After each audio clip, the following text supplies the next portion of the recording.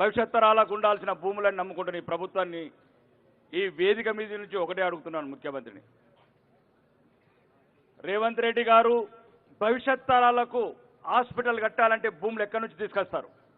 భవిష్యత్ తరాలకు యూనివర్సిటీలు కట్టాలంటే, విద్యాలయాలు కట్టాలంటే, గవర్నమెంట్ ఆఫీసులు కట్టాలంటే, సామాన్య ప్రజలకు పార్కులు కట్టాలంటే ఒక్క గుంట భూమి లేకుండా ఒకడేమో సగం అమ్మిండు గత ప్రభుత్వంలో, ఇంకొకడు ఇప్పుడు వచ్చిన మొత్తం అమ్ముకుంటున్నాడు. ఒక్కసారి రాష్ట్రానికి చెందిన ప్రజలు, ఈ రాష్ట్రంలోని యువత ఆలోచించాల్సిన సమయం ఆసన్నమైంది. సిరిగల్ల తెలంగాణని ఒక్కడు తాకట్టు పెట్టిండు, ఇప్పుడు వచ్చినోడేమో మొత్తానికి అమ్ముతున్నాడు. వేల కోట్లు. ఇది నిలదీయాల్సిన అవసరం వచ్చింది. ఇంకా నిన్న అంటాడు ముఖ్యమంత్రి, ఇందిరమ్మ చీరలు కట్టుకొని ఓటేయండి. ముఖ్యమంత్రి గారు 300 రూపాయల చీర ఇచ్చి మహిళలని ఓటేయమంటుంటే నెలకు 2500 ఇస్తున్న మహాలక్ష్మి 24 నుంచి 60,000 ఇచ్చినాక మాట్లాడు. ఈ వేదిక మీద నుంచి మహిళలందరికీ చెప్తున్నా, తెలంగాణ రాష్ట్ర వ్యాప్తంగా 300 రూపాయలు ఇచ్చి మోసం చేసేవాడు మాటింటారా? 60,000 రూపాయలు ఎగ్గొట్టినోడిని భర్తం పడతారా? వృద్ధులు, మహిళలు అందరూ 4,000 పెన్షన్ ఇస్తున్నాడు. 24 నెలల నుంచి ఇంతవరకు రూపాయి పెన్షన్ పెంచనోడు మళ్ళా 300 రూపాయల చీర కచ్చిండు. 48,000 రూపాయలు ఎప్పుడు ఇస్తాడో అప్పుడే ఓటేస్తామని చెప్పుర్రి.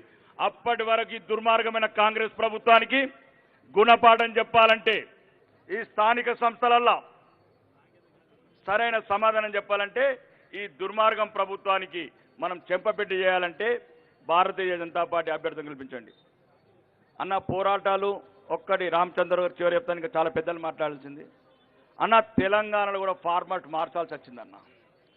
టెస్ట్ మ్యాచ్లు మార్చండి అన్న, టెస్ట్ మ్యాచ్లు మార్చండి, ఫార్మాట్ మార్చండి. తెలంగాణ అంతా కోరుకుంటున్నది బీజేపీ ఫార్మాట్ మార్చమంటున్నది. ఎట్లయితే బీహార్లో కొట్టినాం, ఎట్లయితే హర్యానాలో కొట్టినాం, ఎట్లయితే మహారాష్ట్రలో కొట్టినాం, అడుగును అడుగుతున్నారన్న తెలంగాణ ప్రజలు. మీ నాయకత్వంలో నాయకులు ఎవరైనా ఫార్మాట్ మార్చండి. మ్యాచ్ 2020 खेल के तेलंगाना में बीजेपी का झंडा लहरा देंगे. ఎంతసేపు అడుకుంటామన్నా వాణ్ణి వీని 40 ఏళ్ల నుంచి అడుగుతున్నాం, 40 ఏళ్ల నుంచి ధర్నాలు చేస్తున్నాం. ఇంకెన్నేళ్ళు ధర్నాలు చేయాలా? దుర్మార్గులు, అవినీతి పరులు, దేశద్రోహులు, ధర్మద్రోహులు ఈ రాష్ట్రాన్ని ఏలుతుంటే ప్రతి భారతీయ జనతా పార్టీ కార్యకర్త, ప్రతి తెలంగాణలో హిందూ బిడ్డ రక్తం సలసల మరుగుతున్నదన్న. ఒక్కరు కూడా కళ్ళల్లో చూస్తే ఇట్లా కనబడుతున్న రక్తం. కాబట్టి ఇప్పుడున్న రాష్ట్ర నాయకత్వం అన్నా, మీరు పెద్దలు ఎన్ని మ్యాచ్లు ఆడినామని కదా, మ్యాచ్ గెలిచినామా లేదా? ఒక్కసారి తెలంగాణ వ్యాప్తంగా ఇప్పుడు నీ దుర్మార్గం ప్రభుత్వాన్ని చీల్చి చెండాడాలంటే ఈ మ్యాచ్లో ఉన్న ఫార్మాట్ మార్చండి. సరైన పోరాటం చేసే వాళ్ళని తీసుకోండి.